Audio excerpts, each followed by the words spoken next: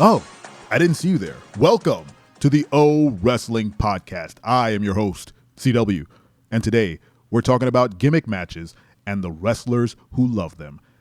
I love a good gimmick match. Who doesn't? And I love a good pro wrestler. Who doesn't? When those two things collide, they make magic. What do I mean by that? Well, think of The Undertaker. He is a wrestler who is obviously the GOAT, but also there's something with that gimmick that came with so many amazing perks. One of them is Undertaker had his own gimmick matches.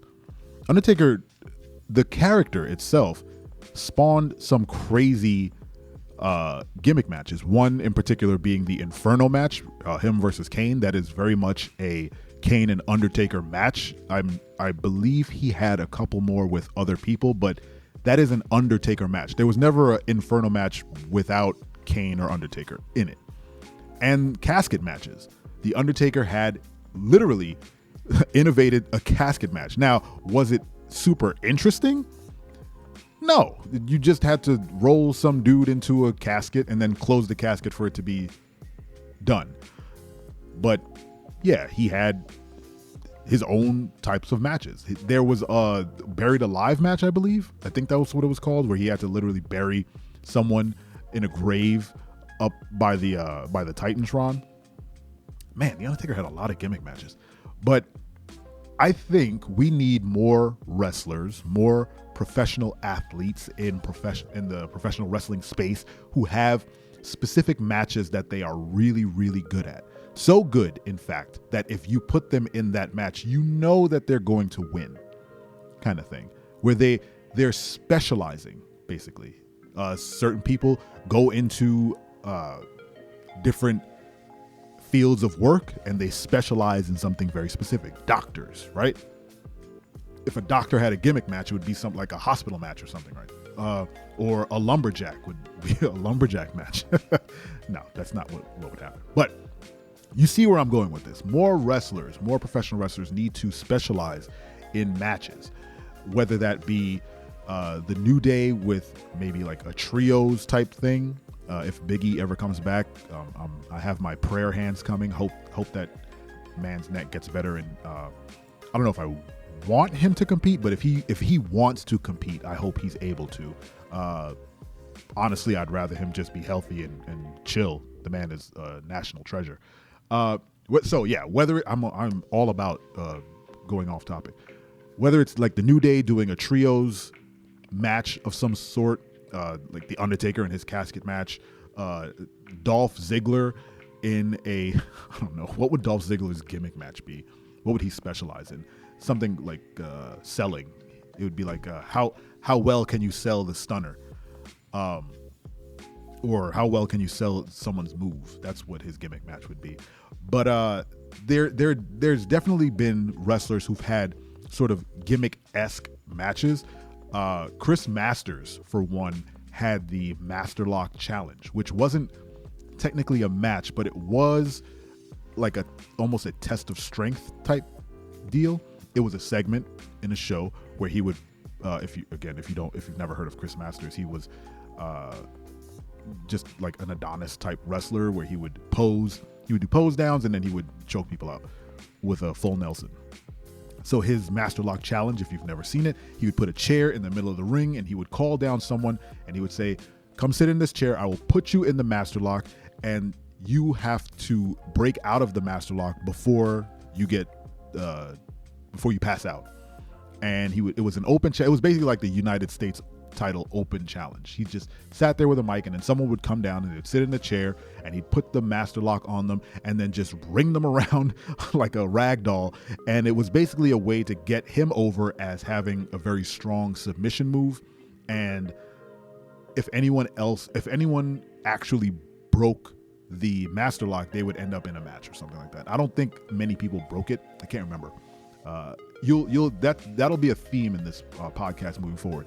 Me not remembering things. I have a very old brain. It's not as attuned to wrestling, and I just hit record and we go. So it's like two buddies talking. You and me, we're friends. Remember?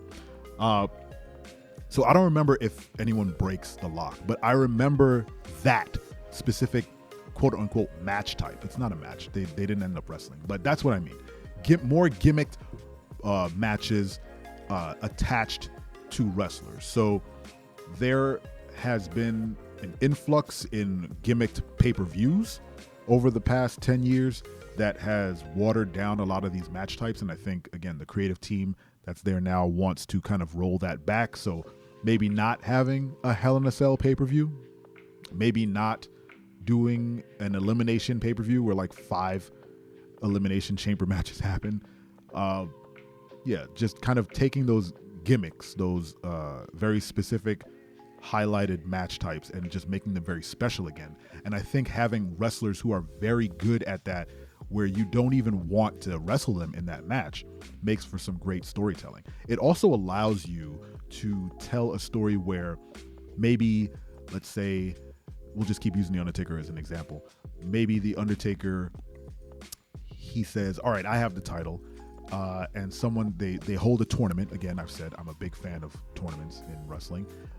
You hold a tournament.